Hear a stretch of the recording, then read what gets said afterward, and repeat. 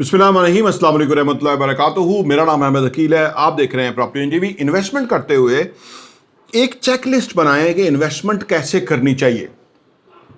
देखिए, बेशुमार लोग हैं वो जानते नहीं हैं। इन हाउसिंग सोसाइटियों में फार्म खरीद लेते हैं, वो समझते हैं उन्होंने इन्वेस्टमेंट किया, हालांकि उन्होंने अपना पैसा अपने हाथों से ज़ाया कर दिया है। इन्वेस्टमेंट साइंटिफिक बुनियादों पे होती है, किसी रिश्तेदार से नहीं खरीदना। अगर अच्छा है तो खरीद सकते हैं, लेकिन ये उसका कोई पैरामीटर नहीं है कि रिश्तेदार से खरीदना है, मोहल्ले वाला प्लॉट खरीदना है, जान पहचान वाला बंदा खरीदना है, उससे नहीं, मेरिट पे खरीदना है। मैं सेकंड ईयर में जब हम इकोनॉमिक्स पढ़ते थे तो मेरे कॉलेज में मैं पढ़ता था, तो वहाँ पे एक प्रोफेसर साहब थे, उन्होंने हमें बात बताई थी, बड़ी ज़बरदस्त बात थी। वो कहते थे कि आपने बेशक कोई ख़रीदारी नहीं करनी, लेकिन जब भी मार्केट में जाएं चीज़ों के भाव मालूम करके रखें। आपको पता होना चाहिए कौन सी चीज़ कितने की आती है, कितने की बिकती है। ज़रूरी नहीं कि आपने ख़रीदना हो। बहुत बड़ा इकोनॉमिक्स का लेसन है। जब आपको ये पता होता है ना, तो जब आपके पास पैसा आता है तो आपको पता होता है कि मेरे पैसे से क्या आ सकता है, या मेरे पैसे की क्या वैल्यू है, या मेरा पैसा कहाँ इन्वेस्ट होना चाहिए। जब आपके पास पैसा नहीं होता तो कैलकुलेशन, जमा तफरीक, सर्च उस वक्त आपको करनी चाहिए। वो बहुत ही बेहतरीन टाइम होता है। जब आपका पैसा होता है तो उस वक्त आपसे गलत फैसला हो जाता है। अगर आपने थोड़ी रिसर्च की हुई है, अगर हमारा चैनल सब्सक्राइब कर लेंगे तो आपको बहुत ज़बरदस्त बातें मिलेंगी। अगर आपने रिसर्च की हुई है तो वहां आपको फ़ायदा रह जाएगा, लाखों करोड़ों का फ़ायदा हो सकता है आपको कि आप मालूमात रखेंगे। तो पहली चीज़ ये चेक करें कि भाई मार्केट की प्राइसेस क्या चल रही है, एक्चुअल वैल्यू है क्या चीज़ों की। देखिए, कोई प्लाट मरी रोड पे है, डेला रोड पे है, बहरिया में है, फ़र्क है। ये हर एरिया की अपनी सिग्निफिकेंस है।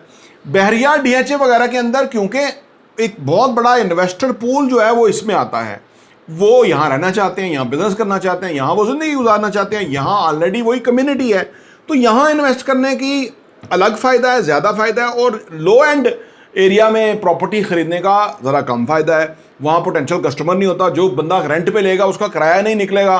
वो कहेगा जी भाई वो महंगाई शहबाज शरीफ ने बड़ी कर दी है आजकल जी, वो आमदनी नहीं है, तो ज़रा रुक जाएं, किराया देते हैं, किराया बढ़ाएं ना। 100 लांझे 100 स्यापे होते हैं। अच्छे एरिया में आपकी चीज़ होगी तो वहाँ कोई ब्रांड बैठा होगा, अच्छी कंपनी बैठी होगी, तो उसका किराए का इश्यूज़ नहीं है। इश्यूज़ उसके होंगे लेकिन किराए के प्रॉब्लम नहीं होंगे, क्योंकि उन्होंने इतनी पब्लिसिटी कर दी, बड़े बड़े बोर्ड लगा दिए, वो कस्टमर आ रहा है। वो रोज़ चेंज तो नहीं करेंगे, वो तो मुआहदा ही 5-10 साल का करेंगे। तो ये चेकलिस्ट आपको होना ज़रूरी है। कभी भी थोड़े पैसे को थोड़ा ना समझे। मैं हमेशा ये कहता हूँ, थोड़े पैसे को थोड़ा ना समझे। गरीब सोच जो है वो थोड़े पैसे को वो समझती है लाख रुपया जो है तो उसकी क्या वैल्यू है। लाख रुपए की वैल्यू आपको उस सेंस में नहीं है कि प्रॉपर्टी नहीं आ रही। लाख रुपए की वैल्यू आपको पता होना चाहिए कि क्या है। अगर आपको उसका पता हो तो फिर आपको आपके पास और लाख भी आएंगे, क्योंकि आप रकम की वैल्यू को समझते हैं। आपको पता है कि इससे क्या आ सकता है। कुछ तो आ सकता है ना, बाइक आ सकता है, कुछ भी आ सकता है। ये नहीं, और वो भी एक इन्वेस्टमेंट है एक तरह की। हर चीज़ एक इन्वेस्टमेंट की तरह की है। तो पहली चीज़ ये है कि देखें कि भाई कहाँ खरीदने लगे हैं, यानी वो एरियाज़ की आपको कीमतों का पता है। दूसरा, निटी ग्रिटी और लिटिगेशन वगैरह देखें, कहाँ क्या मामला चल रहे हैं। बेशुमार चीज़ें जो हैं वो अभाम में होती हैं। अच्छे अच्छे बारिश मुसलमान तबलीगी वो गलती खा जाते हैं, लालच में आ जाते हैं। उसकी वजह यह है कि वो खुद नहीं जान रहे होते चीज़ों को, उससे उनको गलती हो जाती है। हमेशा क्लैरिटी रखें। सबसे पहले खुद की क्लैरिटी, आपकी चीज़ के बारे में, फिर अगले को वो बताएं, जो है वो बताएं। क्योंकि वो गलत चीज़ तो बिकनी नहीं है, गलत चीज़ तो आपके वापस गले ही पड़नी है, लेकिन जो है वो बताएं। ये बहुत अच्छी बात है ये। और सेल्स में हमेशा कहते हैं किसी प्रोसेस को तोड़े नहीं। जब आप प्रोसेस वाई प्रोसेस आते हैं तो वो फिर बेहतरीन सेल होती है। अगला आपको वो पसंद करते हुए कोई चीज़ अचानक नहीं नमूदार हो जाती। कभी अचानक सूरत हाल बदल गई है, लोकेशन बदल गई है, पैसे अमाउंट बदल गई हैं, ये खर्चे बदल गए हैं, फला, तो वो जितनी क्लैरिटी होगी उतना बेहतरीन होगा। देखिए, रियल एस्टेट जो है ना, बेसिकली वो पैसे को डबल करने की गेम है, ठीक है ना। लेकिन पैसा आपके हाथ में रहते हुए डबल होना चाहिए। वो प्रॉपर्टी आपकी होनी चाहिए तो डबल होनी चाहिए। आपका पैसा किसी के हाथ में जाके डबल नहीं हो सकता, ना होता है, ना आपको रिस्क लेना चाहिए। जब आपके हाथ में होगा, चीज़ आपके नाम पे होगी, आपको पता होगा, तो उसमें आपको पता होगा कि यार ये मेरे पास एक चीज़ है और इसकी एक लिजिटिमेट वैल्यू है, इसकी एक अहमियत है, ये इस डॉक्यूमेंट की एक वर्थ है। ठीक है ना। तो ये चीज़ आपको देखनी चाहिए।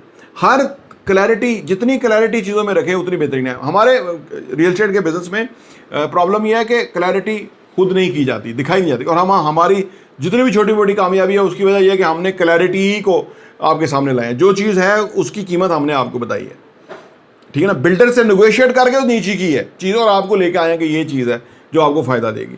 तो ये चंद तजावीज़ हैं। एक बात याद रखें, रियल एस्टेट के काम के अंदर अगर आप चाहते हैं कि बिज़नेस को सीखें, समझें और आपको इन बुनियादी बातों का पता रहे, और ये कांस्टेंट हमारी वीडियो आती रहती हैं, तो चैनल को सब्सक्राइब कर लें, घंटी का बटन प्रेस कर लें। इंशाल्लाह ताला आपके लिए बहुत मुफीद बातें होंगी। प्रॉपर्टी टीवी देखने का बहुत बहुत शुक्रिया।